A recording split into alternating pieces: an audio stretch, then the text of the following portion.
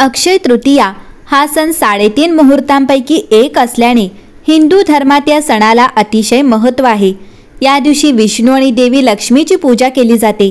घरात सुख शांती समृद्धी आणि संपत्ती यावी याकरिता देवी लक्ष्मीला पूजले जाते। अक्षय तृतीयेला ज्या गोष्टी खरेदी केल्या जातात त्यात भरभराट होते असे मानले जाते। असे मानल्याने या दिवशी विशेषतः सोने आणि चांदी खरेदी करणे शुभ मानले जाते। असं मानलं जाते की गंगा अक्षय तृतीयेच्या दिवशी पृथ्वीवर अवतरली होती। या दिवसापासून सत्ययुग, द्वापर युग आणि त्रेता युगाची सुरुवात मोजली जाते। या दिवशी भगवान विष्णूंचे 10 अवतारांपैकी 6वे रूप भगवान परशुराम यांचा जन्म झाला। त्याचप्रमाणे उत्तराखंडमधील 4 धामांची यात्रा देखील अक्षय तृतीयेच्या दिवसापासून सुरू होते। गंगोत्री आणि यमुनोत्रीचे दरवाजे उघडले जातात। यंदा अक्षय तृतीया 29 एप्रिल रोजी सायंकाळी 5:32 सुरू होईल आणि 30 एप्रिल रोजी दुपारी 2:13 चालेल। यंदा अक्षय तृतीया 30 एप्रिल रोजी साजरी होणार आहे। तुम्ही या दिवशी कोणतेही नवीन काम सुरू करू शकता। यंदा अक्षय तृतीया दुपारी 2:13 संपणार असली तरी उदय तिथीमुळे अक्षय तृतीयेचे महत्त्व दिवसभर कायम राहील। यामुळे तुम्ही दिवसभर खरेदी करू शकता किंवा नवीन काम सुरू करू शकता। पण शुभ वेळ दुपारी 2:13 पर्यंत आहे। अशा वेळी 30 एप्रिल रोजी दुपारी 2:13 पूर्वी पूजाविधी, खरेदी, दानधर्म आणि नवीन काम सुरू करणे चांगले राहील।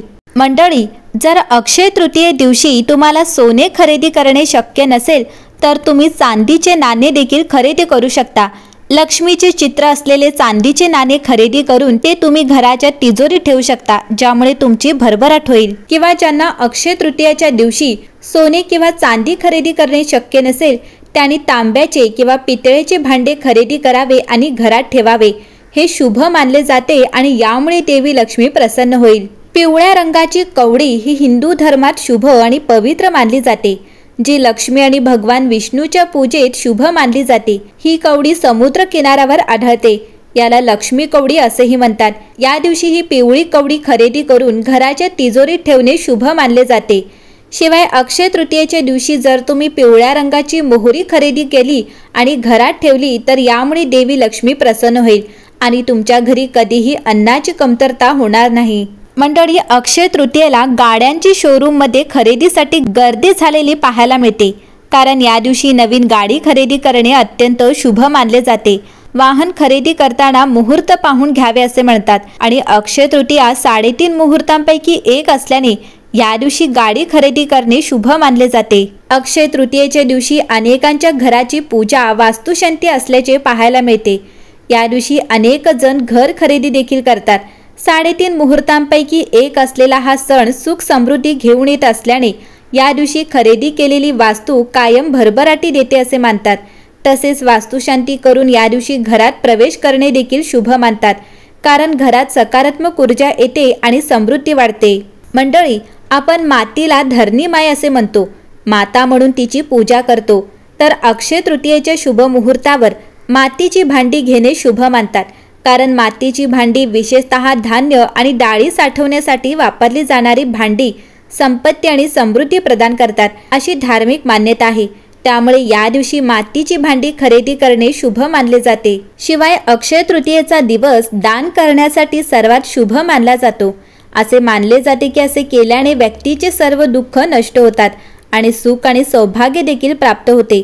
म्हणून या दिवशी कोणत्या गोष्टी दान कराव्यात तेही जाणून घ्या। मंडळी, अक्षय तृतीयेच्या दिवशी पाण्याने भरलेले भांडे दान करणे शुभ मानले जाते। या दिवशी तुम्ही कलश किंवा भांडे दान करू शकता, परंतु ते रिकामे दान करू नये हे लक्षात ठेवा। त्यात पाणी किंवा साखर घाला आणि ते दान करा। अक्षय तृतीयेच्या दिवशी पांढऱ्या वस्तूंचे दान करणे खूप शुभ मानले जाते।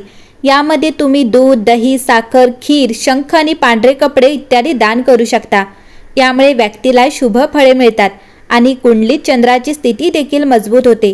अक्षय तृतीयेच्या दिवशी गरिबांना आणि गरजूंना तुमच्या क्षमतेनुसार अन्नधान्य, कपडे आणि पैसे इत्यादी दान करणे चांगले आहे। यामुळे व्यक्तीला शुभ फळे मिळतात। पूर्वजांचा आशीर्वाद मिळवण्यासाठी अक्षय तृतीयेच्या दिवशी तुम्ही पूर्वजांच्या नावाने अन्न आणि वस्तू इत्यादी दान करू शकता। असे केल्याने व्यक्तीला त्याच्या पूर्वजांचे आशीर्वाद मिळतात। तसेच या दिवशी ब्राह्मणांसाठी जेवणाची व्यवस्था करावी। अक्षय तृतीयेला सोने खरेदी करणे शुभ मानले जाते, त्यामुळे या दिवशी सोने खरेदी करण्याचा विचार करू शकता। अक्षय तृतीयेच्या दिवशी मद्यपान आणि धूम्रपान टाळले पाहिजेत, कारण हा दिवस शुभ आणि पवित्र मानला जातो। या दिवशी कोणालाही वाईट बोलणे किंवा अपमानित करणे टाळावे, कारण या दिवशी शांतता आणि सकारात्मकता टिकवून ठेवणे महत्त्वाचे असते। अक्षय तृतीयेच्या दिवशी तुळशीचे पान तोडण्यापूर्वी स्नान करणे आवश्यक आहे। या दिवशी माता लक्ष्मी आणि भगवान विष्णूंची एकत्र पूजा करणे चांगले असते, त्यामुळे दोघांची पूजा एकत्र करावी। या दिवशी सात्विक आहार घेणे म्हणजे फळे, दूध आणि भाज्या यांचा आहारात समावेश करणे चांगले असते। मंडळी, अक्षय म्हणजे जे कधीही संपत नाही आणि म्हणूनच असे म्हटले जाते की अक्षय तृतीया ही अशी तारीख आहे ज्या दिवशी सौभाग्य आणि शुभ फळे कधीही कमी होत नाहीत। या दिवशी केलेले काम माणसाच्या जीवनात कधीही संपणारे शुभ परिणाम प्रदान करते।